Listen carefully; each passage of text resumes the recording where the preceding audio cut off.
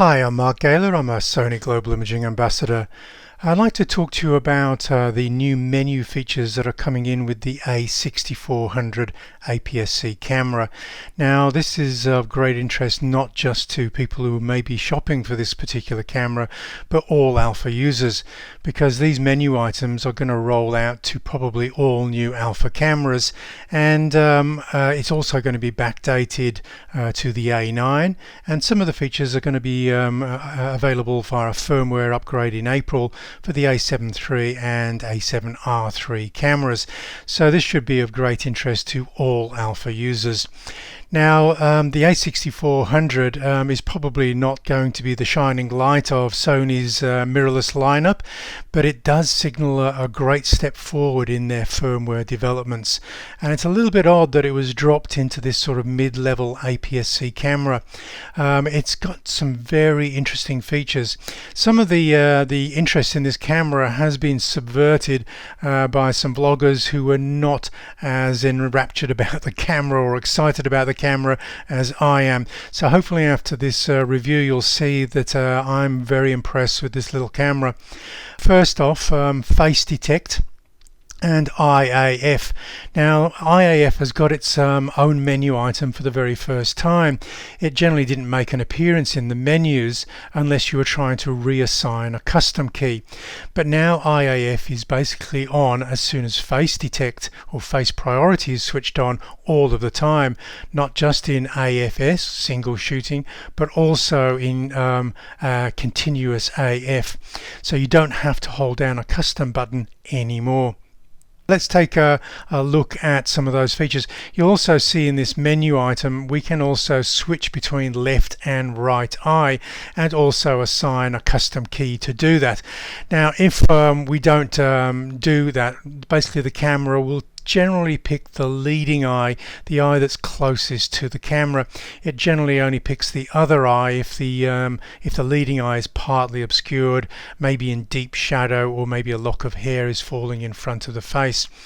Now, the real-time IAF, I have to say, was a killer feature for me.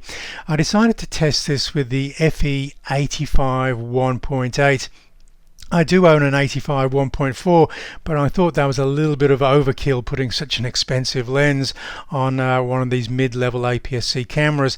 Now, the 85 1.8 lens is a very affordable lens, and it sort of behaves like a 135 f2.8 lens on the APS-C sensor in terms of depth of field and focal length. And so this would be very unforgiving if the IAF, the real-time IAF tracking in continuous autofocus, was slightly inaccurate. Now, I covered basically 1,000 portraits in just a 2-hour period, and the vast majority of them were pin sharp. Okay, so that's already an extraordinary feature that I've discovered on this A64 camera. So one of the things that the IAF also enjoys, and you'll find this on the A9, A7 III, A7R3 cameras, is as a figure or your subject turns profile onto the camera continues tracking the eye. It doesn't need to see both eyes to realize it's tracking a face there. And it's very, very sticky. Now, typically if we're in single AF, the IAF green square would just make a momentary appearance, but now it stays on screen. You just have to be a little bit aware that if the subject moves or you move, then the eye won't be pin sharp. So what I would typically recommend is moving into continuous AF and just letting the real-time IAF tracking do all of that hard work. I don't see too many reasons why you would want to switch down into single AF. Okay, so let's take a look at some more of those features. Now, not only am I shooting with a very shallow depth of field, but in this particular instance, this hip hop dancer is moving around rapidly, and it's tracking the eye exceptionally well. Now, if we take a look on the second row on the left hand side, you'll see the dancer's arm is right in front of his face, and yet the camera continues to track the head and not the arm that's come in front of it. Very impressive, I have to say. Okay, so and if we zoom in, you should be watching this in 4K. I'm going to put this movie out in 4K and also give you a link to some of these images that I'm going to be posting on a gallery at 4K resolution. So look at them on a large screen and see how accurate the IAF was in this particular shoot.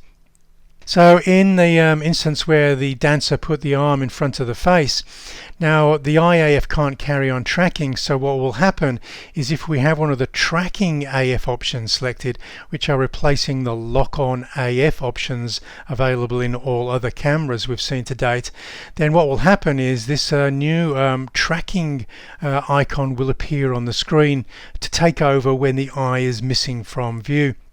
And as you can see, it's done an exceptional job. It's not jumped to the arm, it's jumped to the distance nearest to the eye, and so it started tracking the chin of this dancer. And as soon as the eye reappears, it again just jumps straight back onto the eye. Very impressive, I have to say.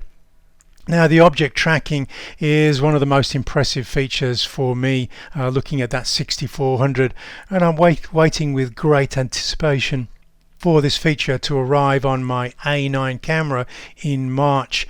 Now, it is processor dependent, so it won't be rolled back on all cameras because the amount of artificial intelligence that has to guide the camera to track a subject is needs a very, very fast processor. Unfortunately, Sony have been calling their processors Beyond's X for a long time now, but they're not all of the same processor. Then Sony are not telling us the processing speed of these processors. So even though that they're all Beyond's X processors, it's only the current crop of cameras such as the A9 and this new release camera.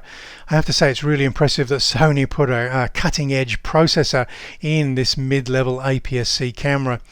Now you'll see that we have some tracking options. They're no longer called lock-on AF, and the old center lock-on AF that movie makers used to use has also disappeared from view. Typically I would just navigate to this in the function menu and then use the control wheel to cycle through my options there. Now, it is possible on this A6400 to restrict the number of tracking AF areas that we want to cycle through. For instance, I don't tend to use the small, medium and large spots. I tend to just jump straight from zone to expand flexible spot. So I basically unselected both the top row, just the ones without tracking, and also the ones with tracking. So I'm reducing my AF areas to 6.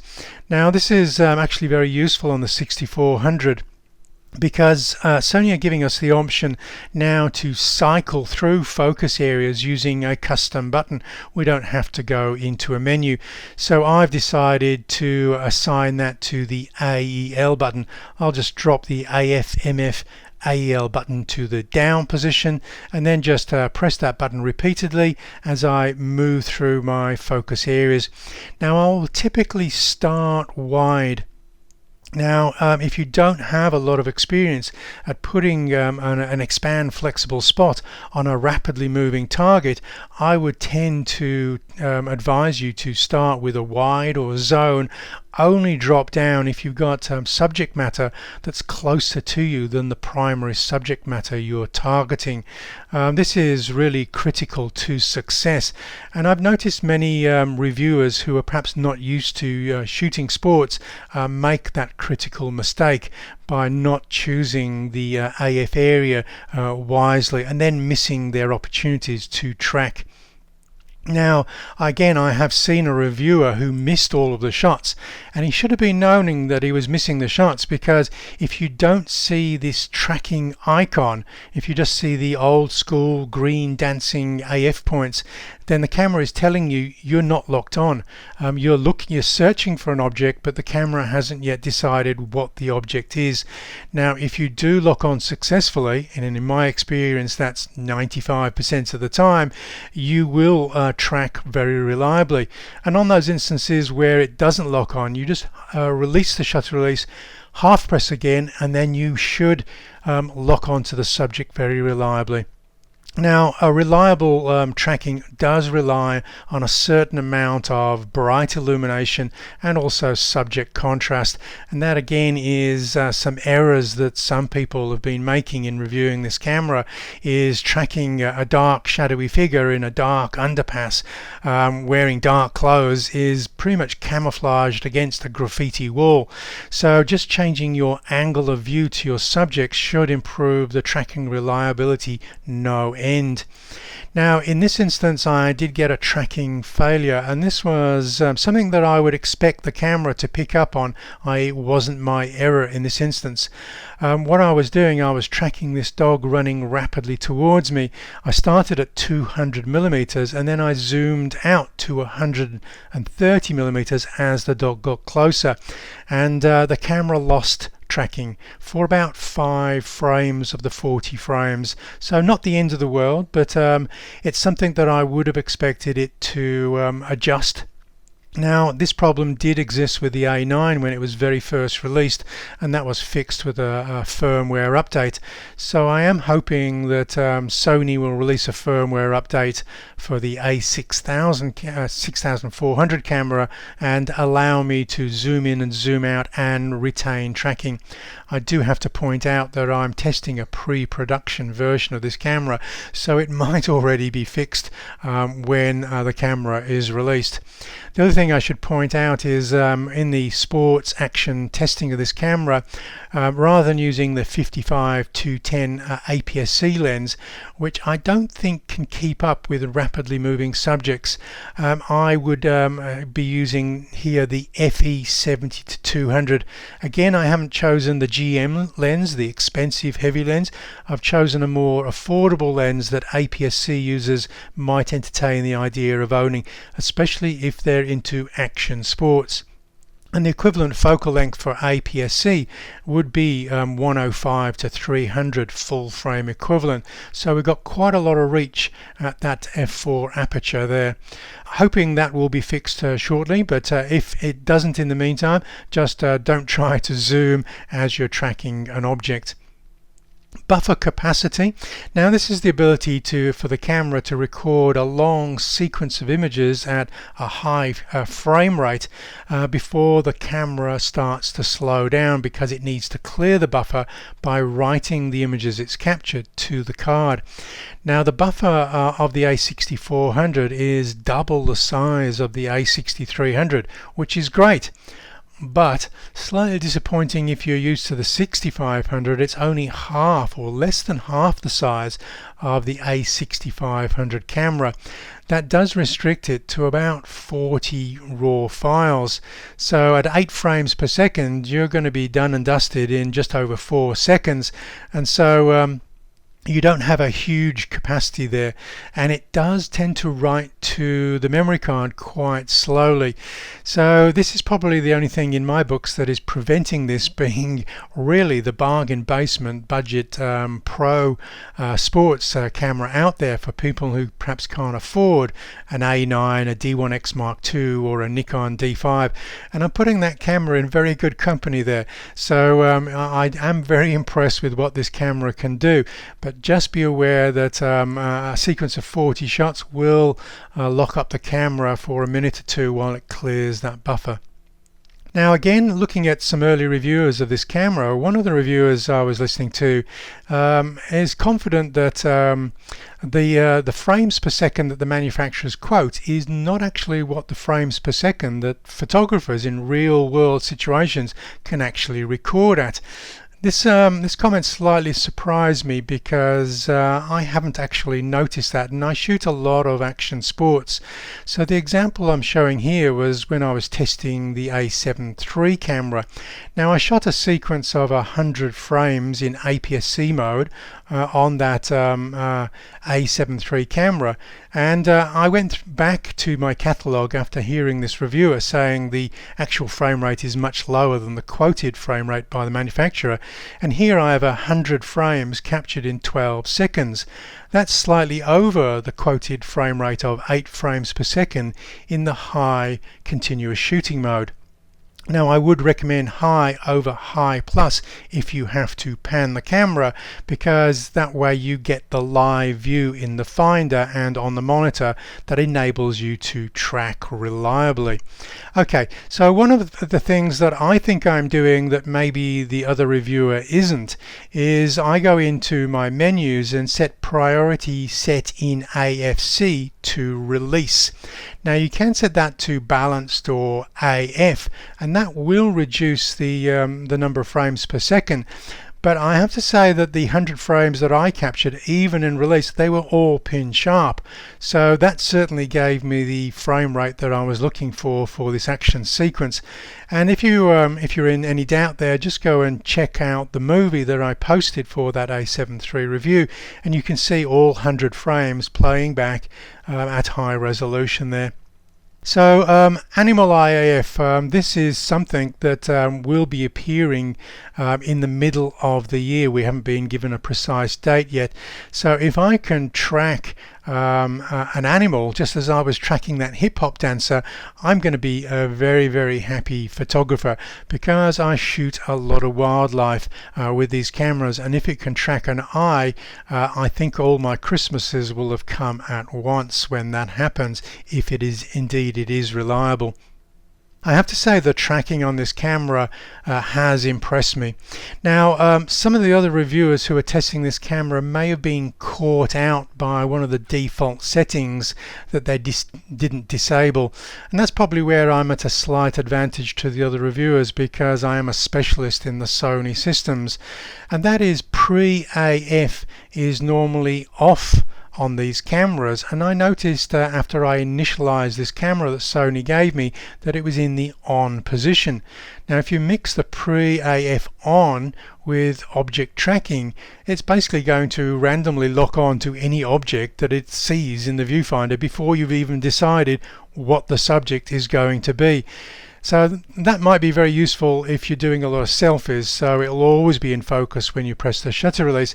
But for action sports, I would recommend going into the menus and disabling that, and that may have improved some of the AF performance for some of the other reviewers, who some had an excellent result, some were caught out, and I think it was to do with their degree of familiarity with Sony AF systems.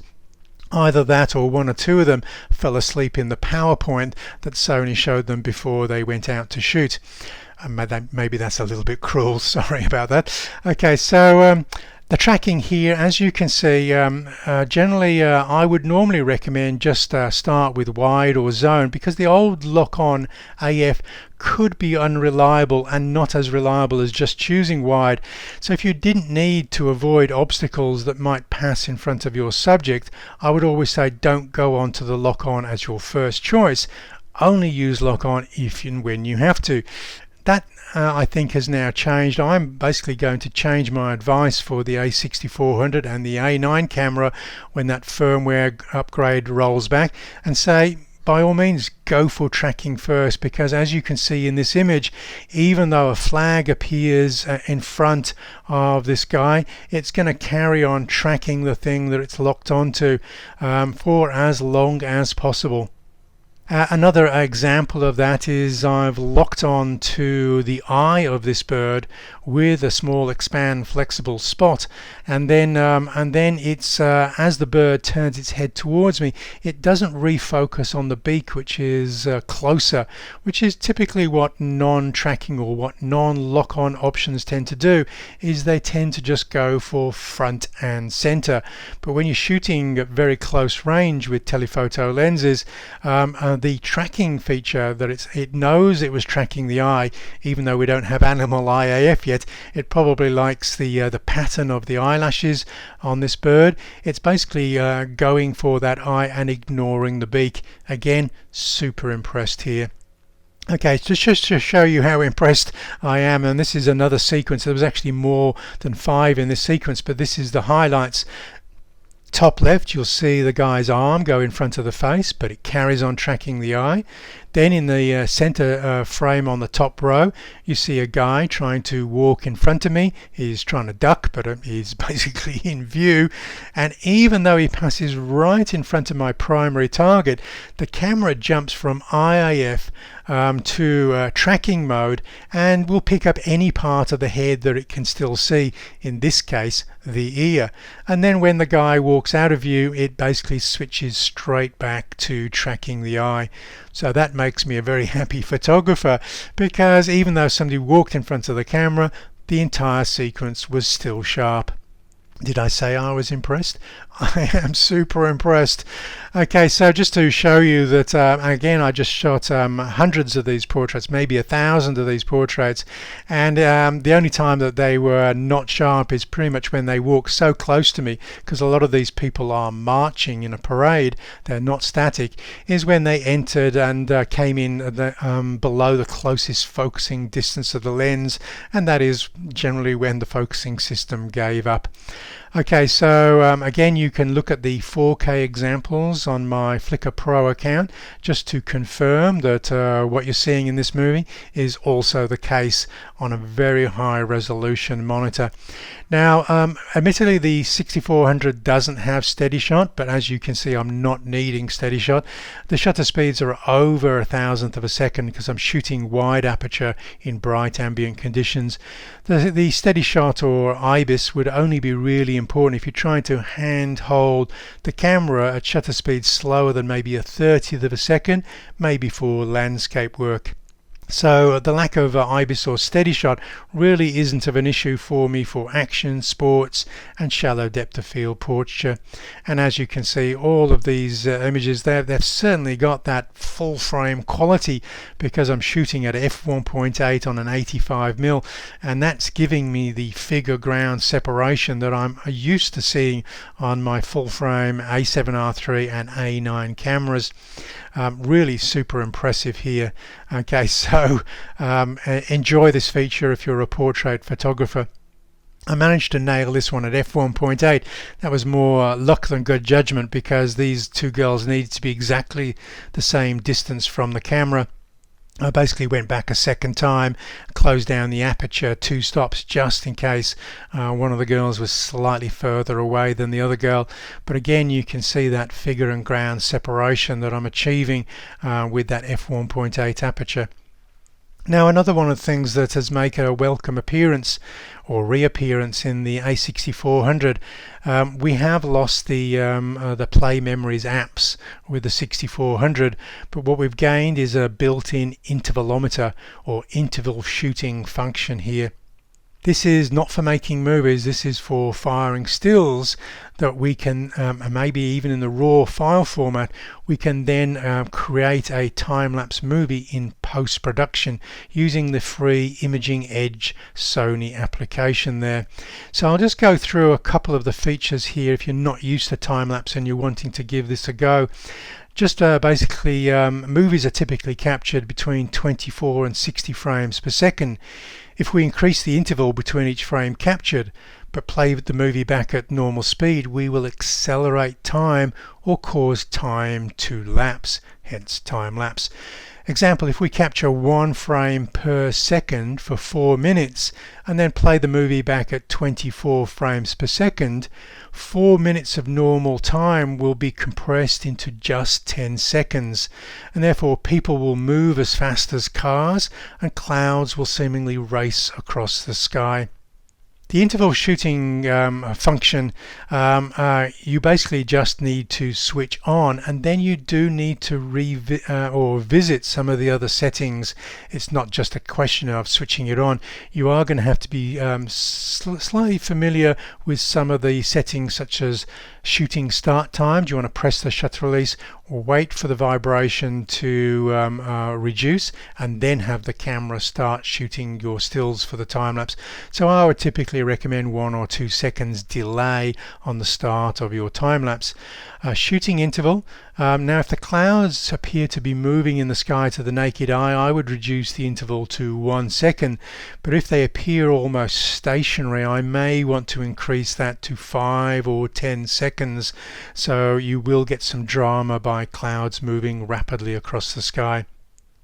Number of shots. If you're playing a movie back at say 24 or 25 frames per second, you're going to need at least 240 or 250 frames to get a 10-second time-lapse clip. Now generally people will get slightly bored if the time-lapse clips goes for more than a couple of minutes. So what I would recommend is creating a series of 10-second time-lapse clips and then putting them together as a longer movie of time-lapse. So there's an option for you. AE tracking sensitivity, I'll deal with that in a future slide. Top tips for image capture.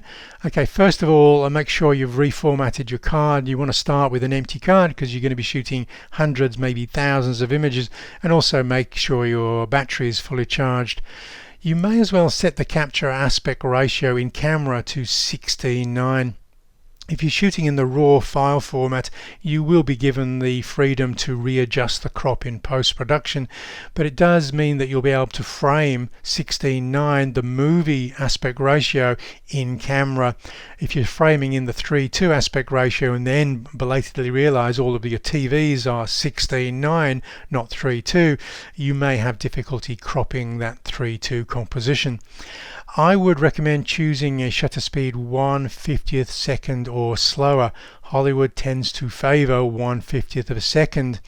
I would also encourage you to use an aperture of f8 or wider, and the reason for this is if you have some dust spots on your sensor, it is going to be quite annoying if you've got to remove that over 2,500 frames manually.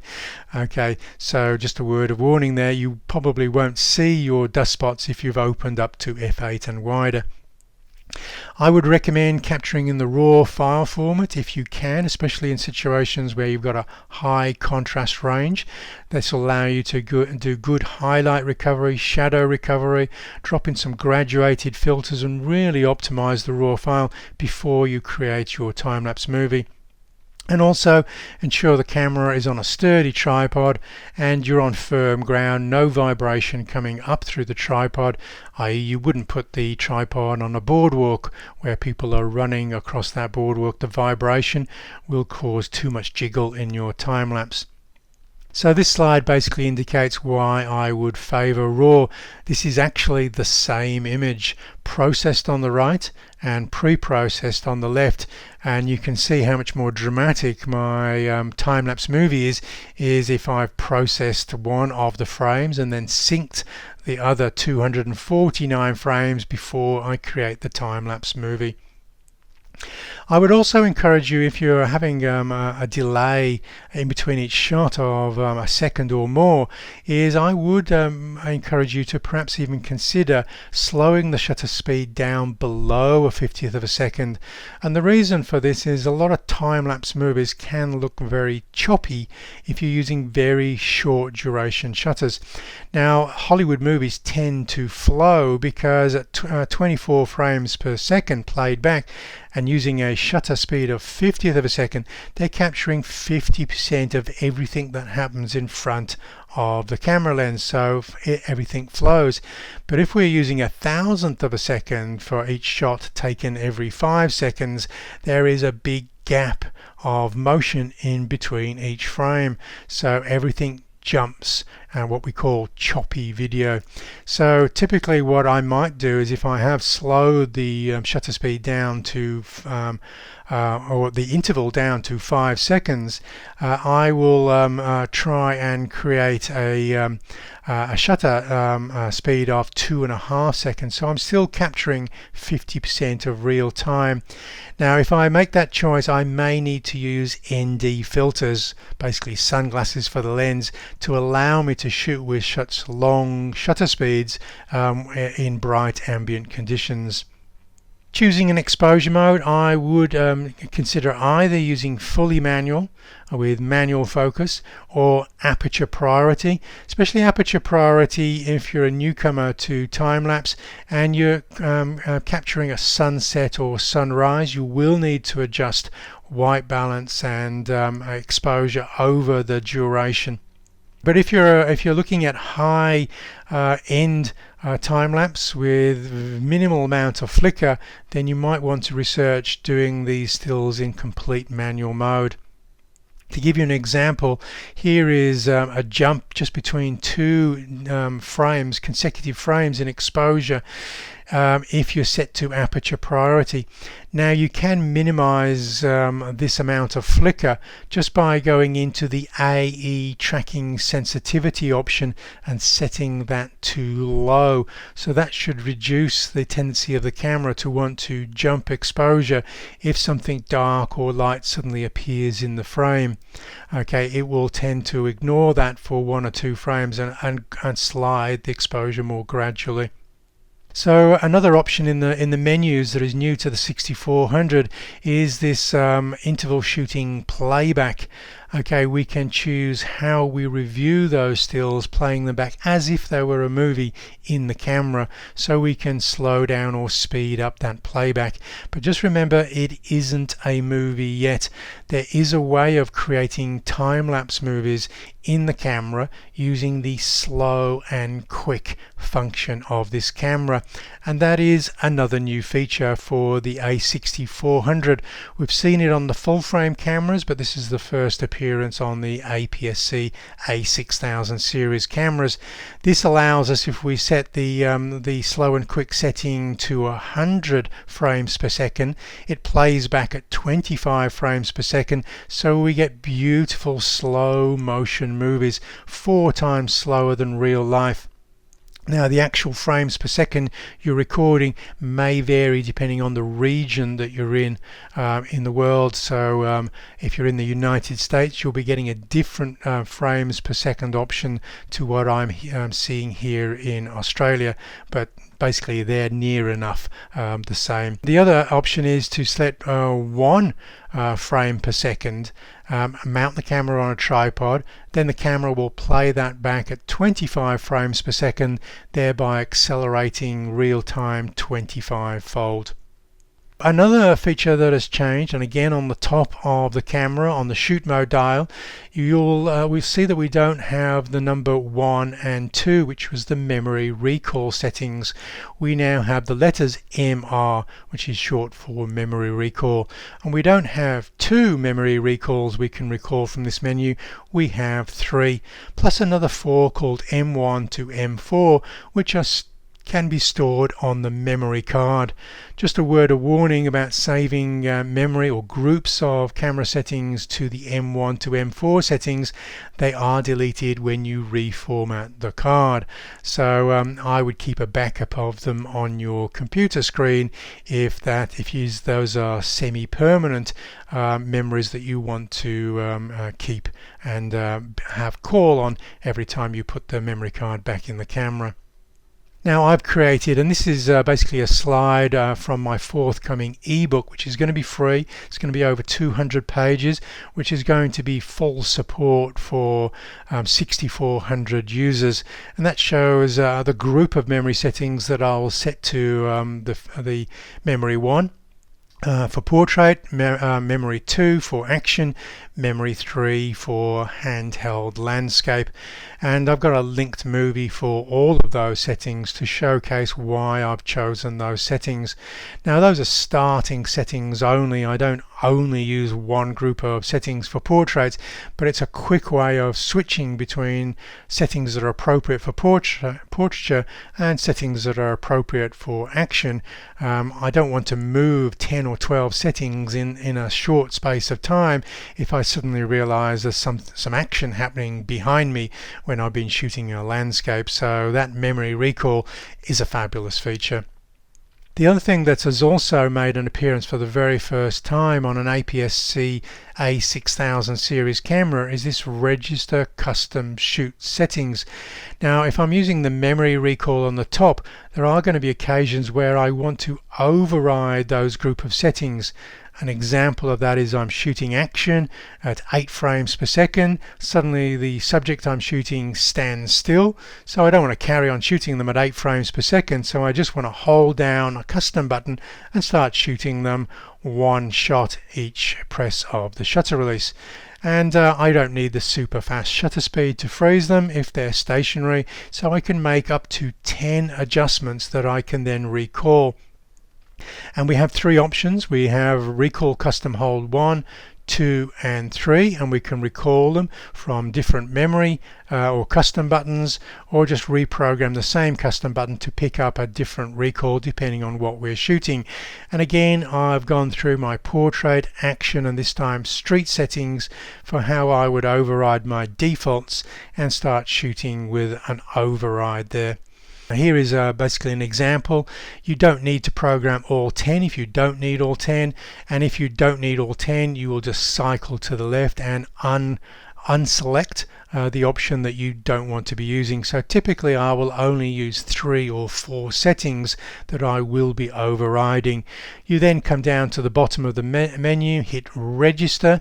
The second part of this is you will need to assign a custom button to basically activate that register or recall custom hold group of settings. Now I've set my AFMF button to do that operation. As you can see there, as I'm assigning a custom key, you can see we've got a new graphic there to quickly tell you the custom button that you're assigning a new function to.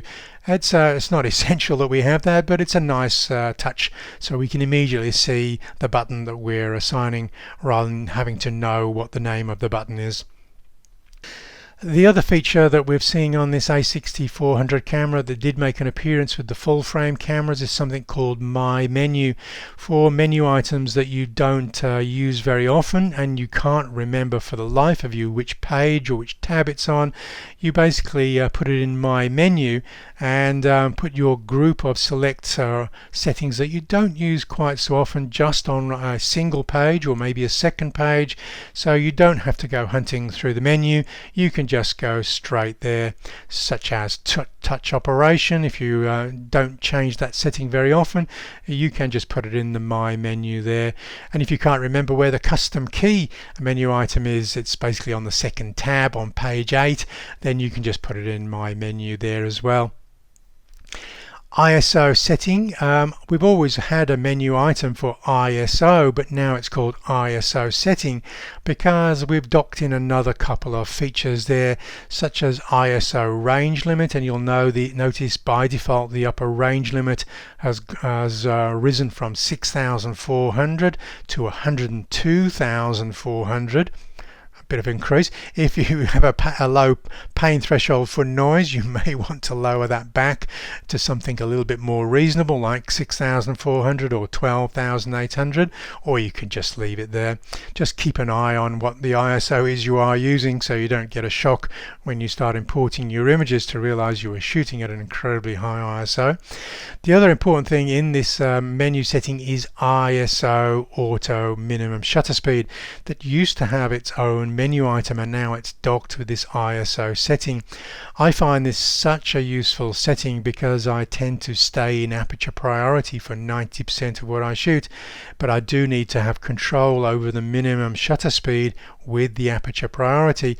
I will typically assign that to the function menu. Another thing that is we have on the A6500 is that touch operation. Yes, it was there on the A6500, but it's increased its functionality on the A6400. Unfortunately, we have to go to a second tab, which is not even on the same menu, to fine-tune those settings. Function of touch operation is in the second camera menu, and if you forget where that is, you could put these two menu items together in the My Menu tab. So just remember, don't get too frustrated with the menus. We do have that answer of the My Menu, so you don't need to get frustrated anymore. We have this interesting feature called touch shutter. You can simply press the shutter, it will focus and take a photo without having to press the shutter release as well. We have another feature called touch focus, which is where we will pole focus between two different subjects. I can imagine videographers doing this a lot, to pole focus between two subjects. And there's the one that I'll be using mostly, which is touch tracking. I just touch once and then the AF will zoom around the screen without me having to follow it, because the camera will take over on the real-time focus tracking, which, as I've said, is super reliable. So if you don't have your eye to the finder, you can use the monitor and just touch your rapidly moving subject. I would typically turn the monitor up to the sunny weather setting, the brightness setting called sunny weather, just so you can got very clear high contrast, so you can reliably touch your subject as it's moving across the screen. Pre-AF. Now, as I said earlier, I suspect that some people who didn't have 100% reliability on the tracking may have had this option on, given that it was on by my camera by default. So if you buy this camera and you take it out and you're interested in sports action, my advice would be to switch it off. Okay, and if you're starting to do a lot of selfies and vlogging, I would possibly switch it on, and you could put that in the My menu setting if you need to cycle between the two. But I did notice my reliability for AF tracking got higher when I did switch this off. I was always having to cancel some tracking that had already started when I actually didn't ask the camera to start tracking, and that is the nature of pre-AF with object tracking options combined. Okay, so this is a new item, not for the full frame cameras but for the APS-C cameras, which is switch vertical horizontal AF area. It did have a more obscure abbreviation, which was SWIT AF area. Okay, and that wasn't obvious at all what it was on the full frame cameras, but because the finder view on the A6400 is slightly wider, we've reduced the amount of abbreviated words in this menu item. Now basically what this does is it if you assign a spot AF point in the upper right hand corner, if you were to rotate the camera into vertical mode, it would either move into top left, where your subject isn't, or into bottom right. Now if you switch vertical horizontal AF area to the on position for AF point and AF area, it will give you a choice to nominate 3 different AF points. I actually haven't tried holding the camera upside down. Maybe it will give you a 4th one. There you go, something I don't know. Okay, so give that a go, and that allows you, if especially in a studio situation or a portrait situation where you're switching quickly between horizontal and vertical, where you position your off-center AF point will stay off-center, always on the upper part of the camera on the correct side. Okay, spot metering point. Again, this is not new to full frame cameras, but it is new to the APS-C, the 6400. The 63 didn't have this, and this is to be able to link a spot metering to a spot focus point, so you don't have to wag the camera up and down because you're metering from one thing and focusing on a different point. It'll basically meter and focus off the same point. Now, a word of warning for spot metering is just remember it's looking for a mid-tone, and that's the tone it will make accurate. If you move a spot metering point to a white wedding dress or some snow, you will enter exposed by 2 stops or more. So just a word of warning for spot metering. You can get some very unpredictable results for people who are not used to using spot metering compared to the much more reliable multimetering, which is the default. A new feature for the A6400, it was there on the A6500 but not on the 6300, was the option to lock the dial and wheel. Now you might switch that to the lock position and realize that the wheel and dial still work. and that is because if you read the manual, you would realize you also then have to follow that up with a 3-second long press of the FN button to do the second half of the lock, and then you repeat that action to unlock. Okay, so this might be a reliable feature or a useful feature for locking dials if you're handing the camera off to somebody else that you don't trust not to fiddle with your camera settings. Silent shooting has been there on the 6300, 6500 camera, but in continuous shooting mode it was only available in the slow 3 frames per second. It is now available in the mid and high plus settings. Okay, so this might encourage you to use silent shooting for sport action, but just remember there is something called shutter distortion, and you shouldn't be photographing things that are moving rapidly with silent shooting mode. This is the preserve of the A9 camera until such time as Sony roll out stacked backlit illuminated CMOS sensors for their other full frame and APS-C cameras. I dare say there will come one day, but for APS-C perhaps not quite yet. Now I'm moving into an area where some people wanted to complain about this camera. I approached this camera in a very much the glass is half full mode, and then only to realize the glass is 90% full after testing the camera.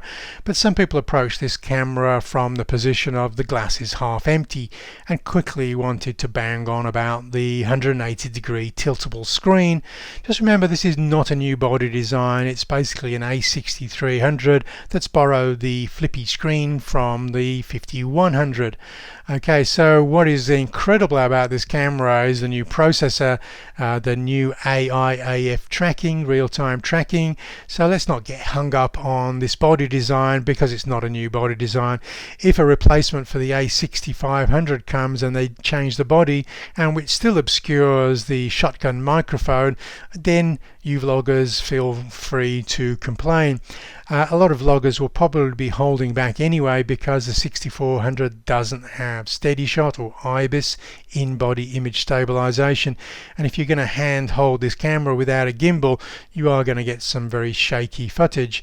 I would typically just put this camera on a tabletop tripod. I haven't put a shotgun mic on this. I've put a little wireless microphone. You can see I've listed the number of that product there. I can actually still see to one side that I'm actually at the correct distance from the camera. I can also see that it's locking onto my face. I will just move over half a step to my left when I start filming so that I'm in the middle of the frame.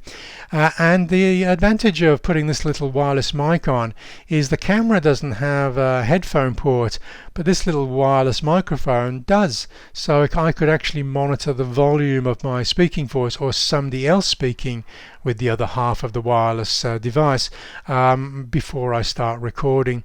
So this replaces one of the two missing functions.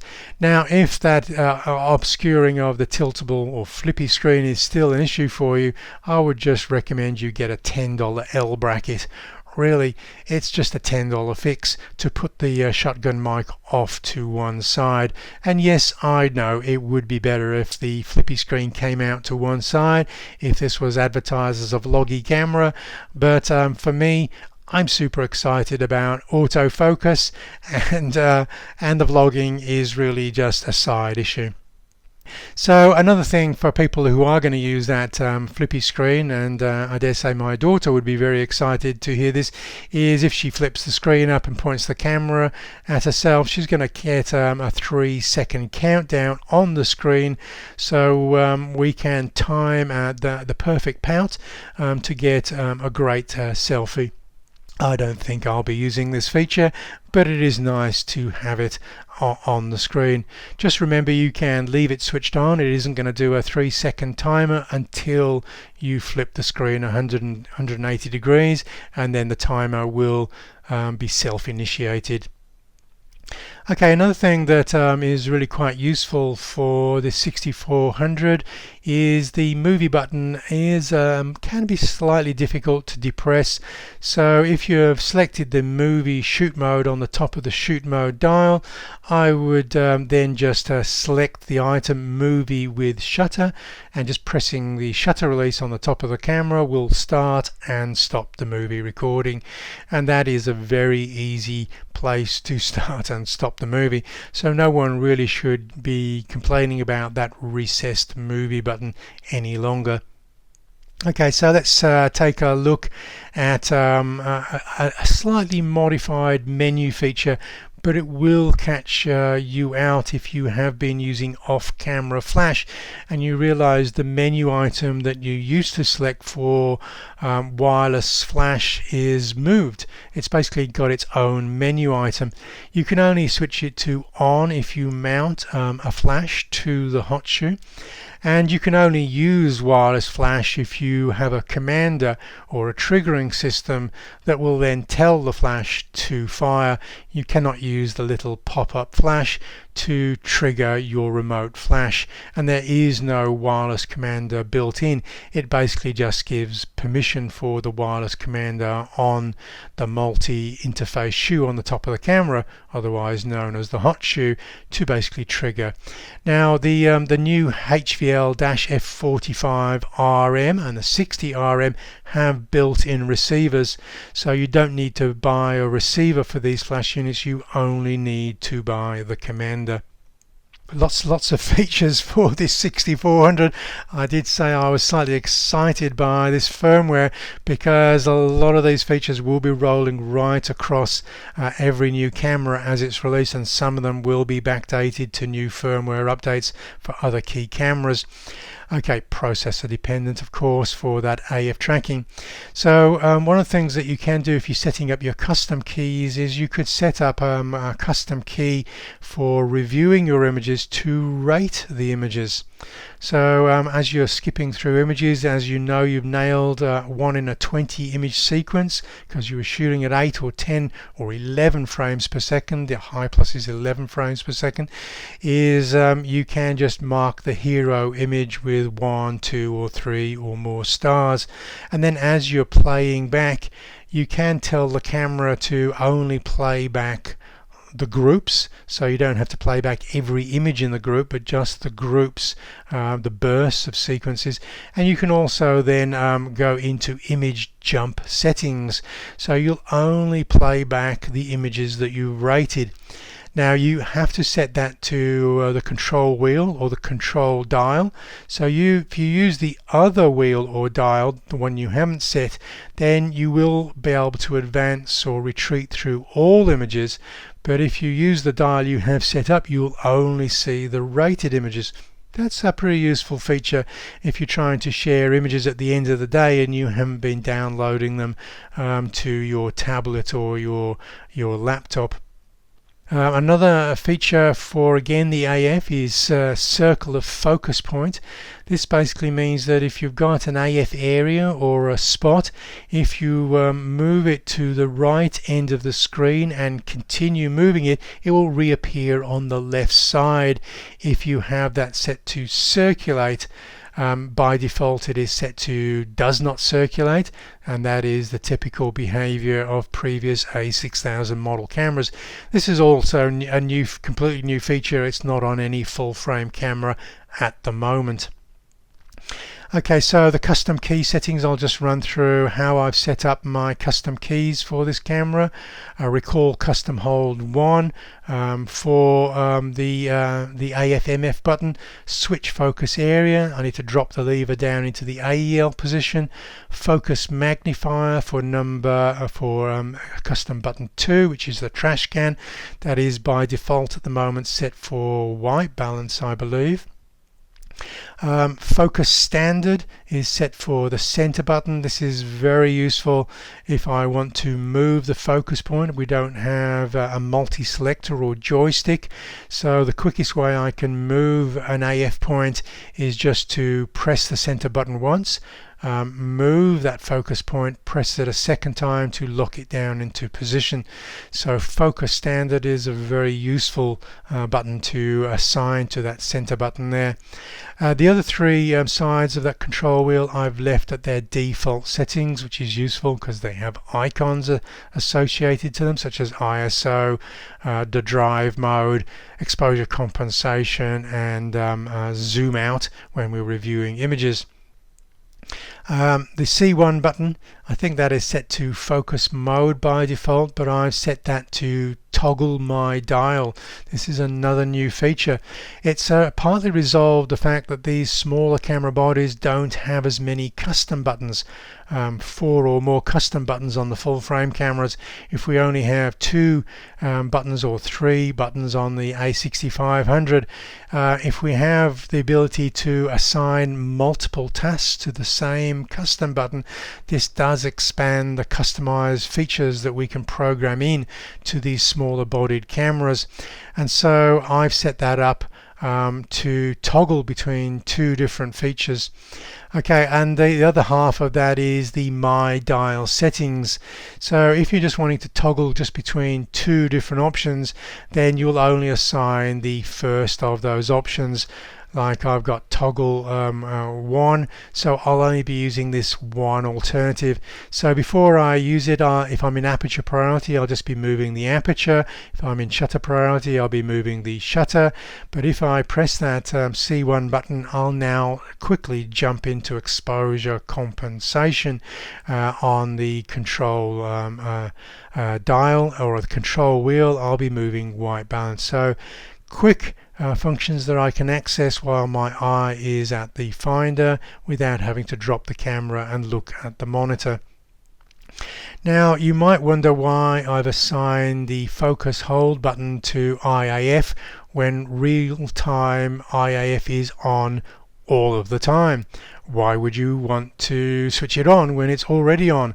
And the reason for that, and I'll just go back to this slide, is if you're a sports action shooter and you've got multiple players on, there is always the danger that IAF will jump to another player if IAF is on. And so typically if we've got multiple people I'm tracking running towards me, I'll switch face detect off. But if I'm tracking a single player, I will just hold the focus hold button on and switch it back on. Okay, so I've got my recall custom shoot settings there, and you can see again that this will be accessible in the free ebook when I publish this in just a week or 2 time.